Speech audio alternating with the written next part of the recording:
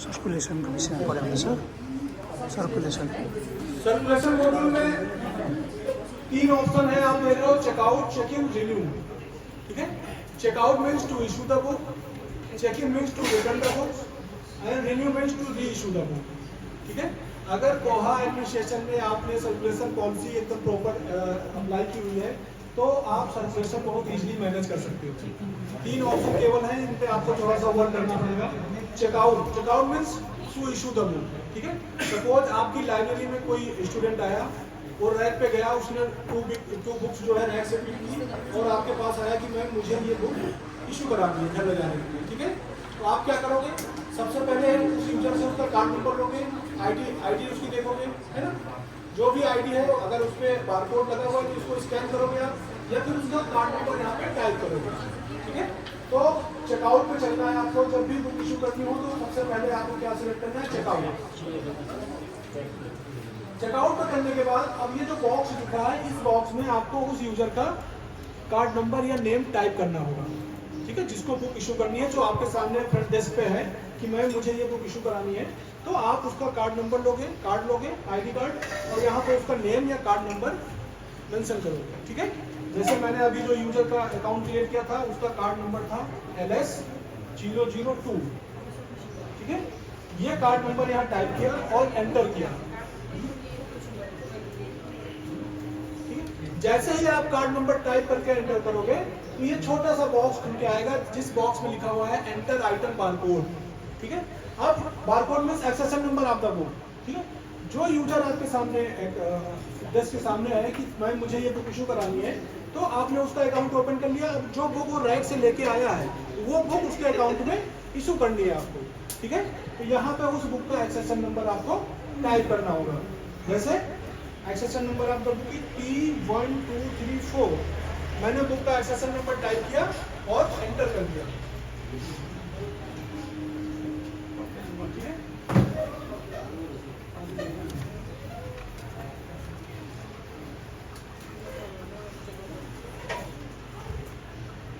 जैसे ही आप accession number type करके एंटर करोगे तो आप देखोगे वन चेकआउट मींस इस यूजर को एक बुक जो है वो इशू हो गई।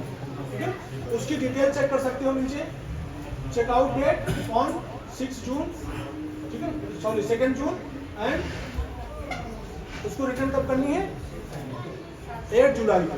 ठीक है, 8 जुलाई मीन्स आज से ठीक 1 महीने बाद या 1 महीने जो भी आपने वहाँ पॉलिसी लगाई होगी उस पॉलिसी के अकॉर्डिंग इसने ड्यू डेट ऑटोमेटिकली असाइन कर दी सिस्टम को, तो इस पर्टिकुलर बुक को। ठीक है, अब दूसरी बुक भी इशू करनी है तो दूसरे बुक का एक्सेशन नंबर यहाँ पे टाइप करो P1235 एंड एंटर।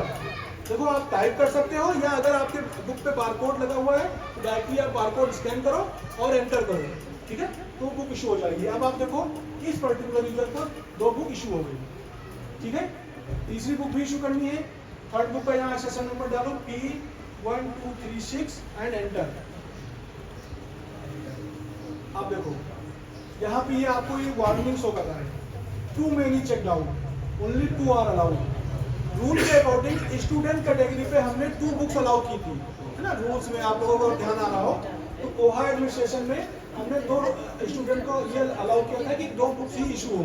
ठीक है, 2 बुक के अलावा जैसे ही आप तीसरी बुक का अपने एक्सेशन नंबर डाला तो इसने ये देखो ये एक वार्निंग मैसेज डिस्प्ले कर दिया।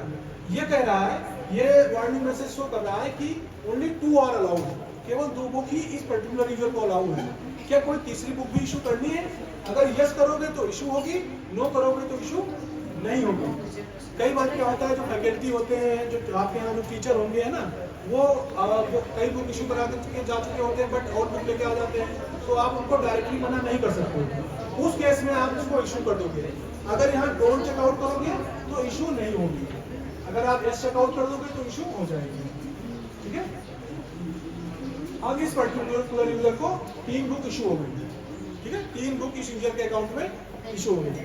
अब 10 डेज बाद, 15 डेज बाद ये यूजर आपकी लाइब्रेरी में आएगा, उसको 2 पर्पज होंगे, या तो उसको बुक रिटर्न करनी होगी या री इशू करनी होगी। ठीक है, मैं एक बार होम पे आता हूँ।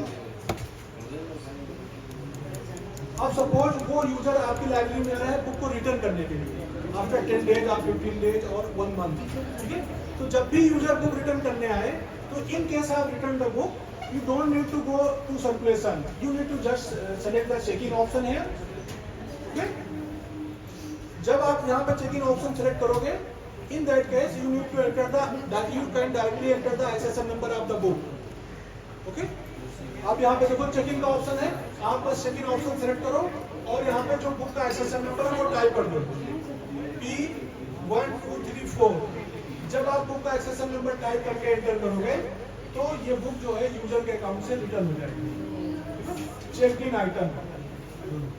और यहाँ पे आप देखो अब इस यूजर के अकाउंट में 1 चेकआउट बची, ठीक है। आप लोग अगर रिटर्न कर रहे हो तो अभी रुक जाओ थोड़ा सा। अब इस पर्टिकुलर यूजर के अकाउंट में एक बुक बची, दूसरी बुक भी रिटर्न करनी है तो अगेन यहाँ पे आप बुक का SSN नंबर टाइप करो P1235 एंड एंटर। आप लोग रिटर्न मत करो अभी, ये कह रहा है आइटम नॉट चेक आउट, शायद आप में से किसी ने इसको रिटर्न कर दिया। तीसरी बुक भी रिटर्न करके देख लेते हैं, एंटर। तो देखो ये 2 बुक यूजर को इशू की थी और दोनों बुक यूजर के अकाउंट से रिटर्न हो गई। अब अगर आपको डिटेल चेक करनी है तो इस पर्टिकुलर यूजर के अकाउंट में क्लिक करो। जब अकाउंट में जाओगे आप तो देखोगे यहाँ पे 0 चेकआउट, यानी कि इस यूजर ने जितनी बुक इशू कराई थी वो सारी आपने रिटर्न कर दी, ठीक है। यहाँ पे राइट साइड में देखो सर्कुलेशन हिस्ट्री, लेफ्ट साइड में देखो सर्कुलेशन हिस्ट्री का ऑप्शन है। सर्कुलेशन हिस्ट्री पे क्लिक करके इस पर्टिकुलर यूजर की सर्कुलेशन हिस्ट्री चेक कर सकते हो कि इस यूजर ने स्टार्टिंग से लेके आज तक कितनी बुक इशू कराई है, कितनी रिटर्न कराई है ना, वो सारी डिटेल आपको यहाँ पे मिल जाएगा, ठीक है। यहीं पे एक केस और बनता है फाइन का। सपोज इस यूजर ने टाइम पे बुक वापस नहीं करी है, यूजर आईडी सर लिख के रखना सर, मैं आपसे कह रहा था ना यूजर आईडी आप लिख के रख दो, कोई बात नहीं, वो तो मिल जाएगी। अब सपोज इस यूजर ने टाइम पे बुक वापस नहीं करी, ठीक है। आप 10 डेज के लिए बुक करते हो और उसने टाइम पे बुक वापस नहीं की। जब यूजर टाइम पे बुक वापस नहीं करेगा तो उसके ऊपर फाइन चार्ज होना स्टार्ट हो जाएगा, ठीक है। तो फाइन मैनेजमेंट कैसे करोगे, अब उस पर बात कर लेते हैं कि आप फाइन मैनेजमेंट कैसे करते हैं। जो भी फाइन होगा यूजर का, जब भी आप इस यूजर का अकाउंट ओपन करोगे तो यहीं पे जितना भी फाइन होगा वो डिस्प्ले हो जाएगा, ठीक। और अदरवाइज आप यहाँ अकाउंटिंग देखो, यहाँ पे अकाउंटिंग का ऑप्शन है, अकाउंटिंग में भी जाकर आप फाइन की डिटेल्स चेक कर सकते हो। अभी इस पर्टिकुलर यूजर पे कोई भी आउटस्टैंडिंग चार्जेस नहीं है, ठीक है। अब मैं इस पे एक मैनुअल फाइन लगा लेता हूँ जिससे कि आपको दिखा सकूं कि यहाँ फाइन कैसे मैनेज करोगे, ठीक है।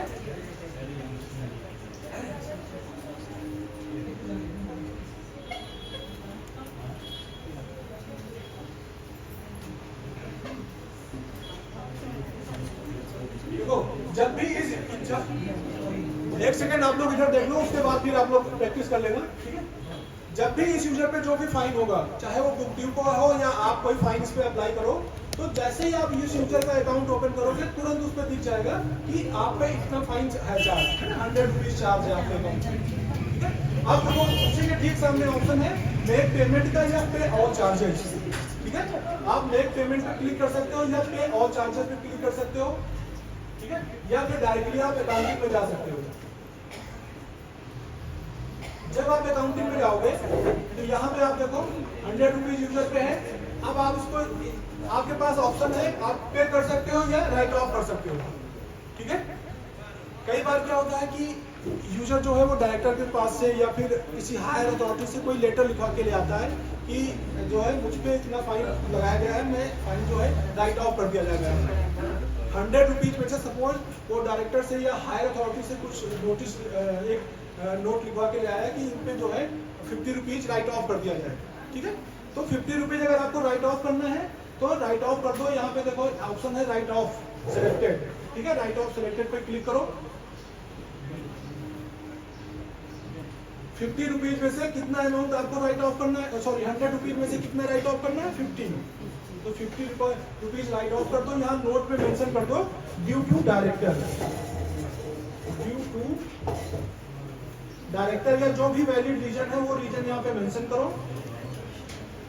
ठीक है, और इसको कंफर्म कर दो। तो यूजर के अकाउंट से 50 रुपीज लेस हो जाएंगे। अब यूजर को केवल 50 रुपीज ही पे करना है, ठीक है। अब इसमें देखोगे टोटल ड्यू कितना है, ओनली 50 रुपीज, ठीक है। अब इस 50 रुपीज को भी पे करना है, तो फिर से मेक पेमेंट पे जाओ, है ना, और पे सिलेक्टेड, इस पे आप क्लिक करो। कई बार क्या होता है कि यूजर आपसे, स्टूडेंट ये भी बोल सकता है कि मैम अभी मेरे पास 20 रुपीज ही है, बाकी 30 रुपीज में बाद में पे करूंगा। तो यूजर जितना एट ए टाइम आपको पे करना है केवल उतना ही अमाउंट बीइंग पेड में यहाँ पे मेंशन कर दो, या सारा पे कर रहा है तो सारा ही पे कर लो, और यहाँ पे इसको पेमेंट टाइप में कैश सेलेक्ट कर लो और कंफर्म कर दो, ठीक है। तो सारा अमाउंट यहाँ से उसका पे हो जाएगा, ठीक है। तो ऐसे आप यूजर के अकाउंट को मैनेज कर सकते हो फाइन के केस में, ठीक है। अब इस यूजर का अकाउंट आप देखोगे तो इसमें कोई भी फाइन चार्ज नहीं है, नो आउटस्टैंडिंग चार्जेस, है ना। ट्रांजैक्शन में जाके पूरी डिटेल देख सकते हो कि इस पर्टिकुलर यूजर ने अब तक कितना फाइन पे किया है, क्या रीजन है, वो सारी डिटेल यहाँ से निकल के आ जाएगी, ठीक। तो ऐसे आप इशू, रिटर्न या फाइन मैनेजमेंट कर सकते हो, ठीक है।